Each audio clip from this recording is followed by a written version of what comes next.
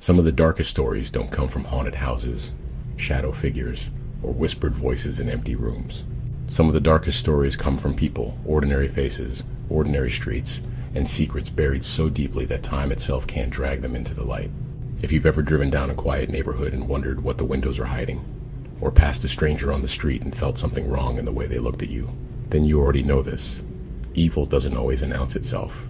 Sometimes it writes letters, sometimes it checks into a hotel under a false name, sometimes it watches your home and waits for you to notice. Tonight, we aren't talking about myths, folklore, or sensationalized stories meant to spook you before bed. These are real cases, moments in history, where the truth went missing, leaving behind only questions, fear, and an ache that justice never arrived. A family receiving letters from someone who knows their every move. A town stalked by words written in perfect block letters, revealing secrets no one should know. A hotel room drenched in silence and blood, its only witness refusing to speak even in his last breaths. These aren't stories of ghosts. They're stories of people, and the chilling reality that some mysteries remain unsolved because the answers were never meant to be found. Tonight, we're stepping into the places where truth fractures, where motives vanish, and where the line between victim and hunter is thinner than anyone wants to admit. Turn your lights down, turn your volume up, and remember, the scariest part of these stories isn't what we know, it's everything we still don't. The Watcher of Westfield, New Jersey. Every neighborhood has secrets. Some are whispers shared at barbecues, some are skeletons in closets. But in the quiet, affluent town of Westfield, New Jersey, one secret arrived in the mail. It came in thick black ink, in block letters that spoke with a confidence only obsession can hold. It called itself the Watcher, and it wanted one thing: the house at 657 Boulevard. In 2014, Derek and Maria Broaddus closed on their dream home, a grand 6-bedroom colonial with a white porch and a reputation as one of the prettiest homes on the block. As journalist Reeves Wiedemann reported in New York Magazine's The Cut, the house wasn't just real estate, it was the symbol of success, a $1 million purchase meant to be their forever home. Maria had grown up in Westfield. Derek had worked his way up in business. Together, they imagined their 3 children playing in the yard, running up the stairs, celebrating birthdays in the dining room. But then came the first letter. The envelope was thick, addressed to the new owner, no return address. Inside, a single sheet of paper. Dearest new neighbor at 657 Boulevard, allow me to welcome you to the neighborhood. My grandfather watched the house in the 1920s. My father watched in the 1960s. It is now my time. The writer spoke of young blood and asked if the Broadduses had found what is in the walls yet. As The Guardian later reported, the letter seemed to know the family's every move. The children's nicknames, the layout of the house, even the contractors renovating the kitchen. Imagine reading those words in your brand new home. Imagine feeling the house wasn't yours at all. Derek called the Westfield police. According to CBS News, officers arrived quickly but offered little reassurance. They told the family not to tell neighbors. If the writer was nearby, they didn't want to spook them. And so the silence grew. Every porch light down the block looked suspicious. Every neighbor walking a dog could be the Watcher. Weeks later, another letter arrived. This one was angrier. Vanity Fair reported the Watcher scolded the family for renovating, as if the walls themselves had rights. 657 Boulevard is anxious for you to move in. Have you found what is in the walls yet?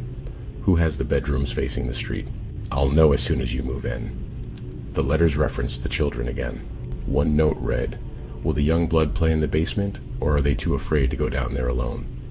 Basements, after all, have a way of amplifying fear. The Broadduses hired a private investigator, even former FBI profilers. According to New York Magazine, DNA testing on one envelope revealed it likely came from a woman, yet no match was ever found. Suspicions turned toward neighbors. One man, described by residents as eccentric, was questioned. Another family, known for disputes, was considered. NBC News reported on whispers about a recluse who sat in his yard for hours, watching the street. But suspicion is not evidence, and no arrests were made. Meanwhile, the letters continued. The Broadduses never moved in. As Derek later told The Cut, they couldn't sleep at night knowing someone out there wanted their children. Maria, in particular, was haunted. According to People magazine, she would wake from nightmares of being watched. They tried to sell the house. Buyers backed out after hearing rumors. They sued the previous owners, claiming they had also received letters and failed to disclose them. The lawsuit, as The Guardian reported, was dismissed, so the house sat empty. As Vanity Fair noted, Westfield residents grew resentful. Some accused the Broadduses of inventing the story to back out of an expensive mortgage. Others wondered if the letters were a cruel prank. The case divided the town between believers and skeptics. Reeves Wiedemann, who spent years covering the case, said it best. Everyone wanted an answer, but in the absence of one, the town turned on itself. In 2019, as reported by NBC News, the Broadduses finally sold the home for hundreds of thousands less than they had paid. They disclosed the letters to the buyers. Strangely, the new owners never reported receiving any. Did the Watcher lose interest, or was the obsession only with the Broadduses themselves? To this day, the case is unsolved. No one knows if the Watcher was a neighbor, a stranger, or a cruel hoax. The letters, locked away in evidence, remain the only voice of the mysterious figure. As The Guardian concluded, the scariest thing about the Watcher is not what was written, but what was never revealed. Because fear is not just about what you see, it's about what you can't. The Circleville Letters, Ohio. Every town has gossip. Whispers at the diner, notes passed at church, suspicions muttered in grocery aisles. But what if the gossip wasn't whispered? What if it showed up in your mailbox, written in blocky letters, signed by nobody, and it knew your secrets? That is what happened in Circleville, Ohio, starting in 1977. A campaign of anonymous letters that lasted nearly 2 decades. Letters that accused, threatened, and revealed private lives. Letters that led to a man's death, a bizarre trial, and a question that lingers to this day. Who was writing? According to CBS's 48 Hours, the story begins with Mary Gillespie, a school bus driver. She opened her mail one day to find a letter. It accused her of having an affair with the school superintendent, Gordon Massey. It demanded she stop. The handwriting was distinctive block capitals, written with a heavy hand. There was no signature. The postmark was from Columbus, about 30 miles north. Soon, letters weren't just sent to Mary. They spread across town.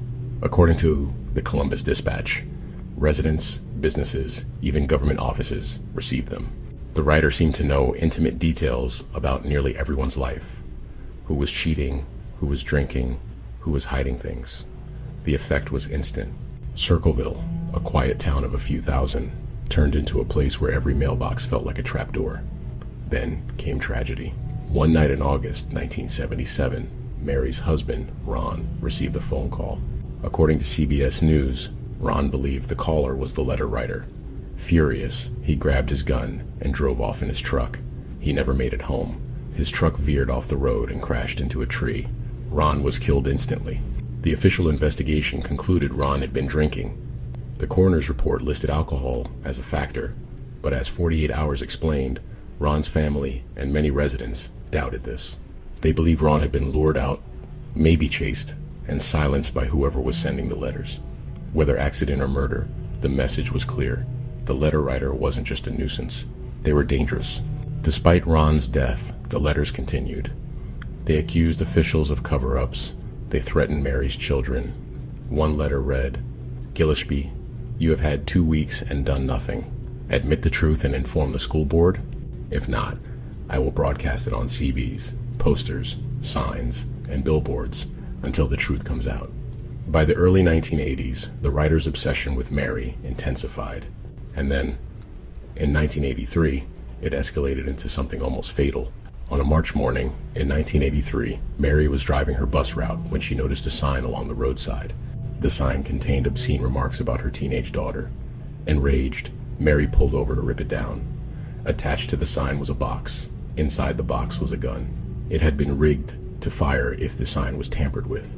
According to CBS News, the gun was traced back to Mary's former brother-in-law, Paul Freshour. He was arrested and charged with attempted murder. Freshour insisted he was innocent, but in court, prosecutors painted a different picture. They argued he had motive, a strained relationship with his ex-wife, and resentment toward Mary. As 48 Hours reported, handwriting experts testified the block letters matched Freshour's. The jury convicted him, and in 1983, he was sentenced to prison. But here's the twist. While Fresh Hour sat behind bars, the letters didn't stop. According to CBS's 48 Hours and the Columbus Dispatch, letters continued arriving all across Circleville. Some were even sent directly to Paul Fresh Hour, mocking him in prison. If Fresh Hour was behind bars, how could he be writing them? Was he smuggling letters out? Was there a second writer? Or had the real culprit framed him? The paradox only deepened the mystery. By now, Circleville was in chaos. Neighbors eyed one another with suspicion. Marriages fell apart. Children whispered about the Watcher-like figure who could be anyone. CBS described the case as a psychological stranglehold on the entire town. People started checking their mailboxes with dread, wondering if today would bring humiliation. Paul Fresh Hour spent a decade in prison. In 1994, he was paroled. He maintained his innocence until his death in 2012. The letters eventually stopped, but Circleville never forgot. According to Paramount's 48-hour special, experts revisiting the case still cannot say for certain if Fresh Hour wrote them. Who was the Circleville letter writer? Some believe it was Paul Fresh Hour, working through accomplices. Others suspect Mary's co-workers, jealous neighbors, or even rival families in town. Handwriting experts disagree. Some say it matches Fresh Hour's, others say it doesn't. The possibility of multiple authors lingers. As 48 Hours put it, the letters may have been written by more than one hand. The Circleville Letters are one of the most bizarre cases in American true crime. No ransom, no robbery, no clear motive. Just words on a page that held a town hostage for decades. CBS News closed their special with a haunting truth. The letters worked because they didn't just accuse people of secrets. They made everyone wonder who they could trust. And in a town that small, that meant suspecting everyone. The mystery of room 1046. Every hotel has stories, business trips, honeymoons, secret affairs, but sometimes a room holds a story so chilling that it turns into legend. In January 1935, at the Hotel President in Kansas City, a young man checked into room 1046 under a false name. 3 days later, he was found brutally beaten, bound, and stabbed. Before dying, he allegedly whispered that nobody had done it. As Kansas City Magazine later described, the case of room 1046 has remained one of the eeriest unsolved mysteries in American history. A story of shadows, silence, and secrets that refuses to die. On the 2nd of January 1935, a man checked into the Hotel President. He gave his name as Roland T. Owen and said he was from Los Angeles. According to the Kansas City Star's original reporting, he was around 20 years old, with a cauliflower ear and a scar on his scalp. He carried almost no luggage, just a comb, a brush, and toothpaste. He requested an interior room, room 1046, one with a view of nothing. Bellhops later recalled he kept the lights dim and the blinds closed. He spent much of his time sitting silently in the dark. Staff thought he seemed nervous, as though waiting for someone. Over the next 2 days, hotel employees noticed odd behavior. A maid said that when she entered to clean, Owen sat motionless in the dark. The phone rang often. Sometimes he answered in hushed tones. According to All That's Interesting, one call was from a man named Don. Notes found in the room read, "I will be back in 15 minutes. Wait." Who was Don? A business partner, a friend, or something far more sinister? On the morning of January 4, hotel staff noticed the phone in room 1046 was off the hook. A bellhop went upstairs. The door was locked from the inside. Through the crack, he saw Owen lying on the bed. Believing the guest was drunk, the bellhop left. Later, after more complaints about the phone, staff returned with a passkey. According to Kansas City police reports, they found Owen on his knees, bound with cords around his wrists, ankles, and neck. He had been stabbed multiple times in the chest and beaten with blunt force. His skull was fractured. The room was splattered with blood on the sheets, on the walls, even on the ceiling. And yet, Owen was still alive. An officer asked, "Who did this to you?" According to the Kansas City Star's archives, Owen whispered, "Nobody." When pressed, he added, "I fell against the bathtub." Hours later, he slipped into a coma and died at the hospital. Police searched the room. There were no clothes, no wallet, no identification. The only items were a comb, a hairbrush, and a bottle of diluted sulfuric acid. As Kansas City Magazine noted, fingerprints were found on the phone, possibly belonging to a woman, but there was no murder weapon and no sign of forced entry. For months, newspapers called him Roland T. Owen, but fingerprints and missing person reports later identified him as Artemis Ogletree, a 19-year-old from Birmingham, Alabama. His mother, Ruby Ogletree, had received strange letters after her son's death. According to the lineup, the letters claimed Artemis was traveling in Europe, written in a style she swore was not her son's. One letter even mentioned a character named Don. Reporters received cryptic phone calls. One anonymous caller told the Kansas City Journal he got into a jam. At Artemis's funeral, flowers arrived from an anonymous sender with a note, "Love forever, Louise." Who was Louise? A girlfriend? A conspirator? A ghost invented by the killer? In 1937, New York police arrested a man named Joseph Martin for another violent crime. According to Kansas City police documents cited by All That's Interesting, handwriting experts suggested he may have been the one writing letters to Artemis's mother. Martin also used aliases, one of them reportedly Donald Kelso. Donald. Could this have been Don? Despite the connection, no charges were ever filed. The case went cold. But in the early 2000s, a historian from the Kansas City Public Library received a strange phone call. As Kansas City Magazine reported, the caller said they had been sorting through a deceased relative's belongings when they discovered a shoebox filled with newspaper clippings about the Ogletree case and one item mentioned in articles that had never been found. The caller refused to give their name. They never called again. The mystery deepened. Today, Room 1046 is remembered as one of the most haunting unsolved murders in America. No one knows who Don was. No one knows who Louise was. No one knows why Artemis Ogletree was beaten, tied, and stabbed in a hotel room only to insist that nobody had heard him.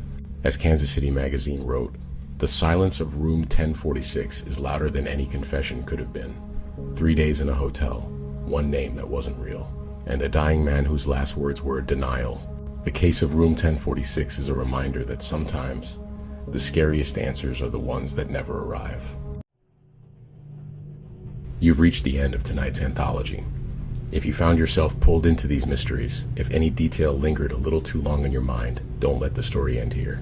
Subscribe to join me for more unsolved cases, dark histories, and the moments where truth is far stranger than fiction. Share your thoughts in the comments.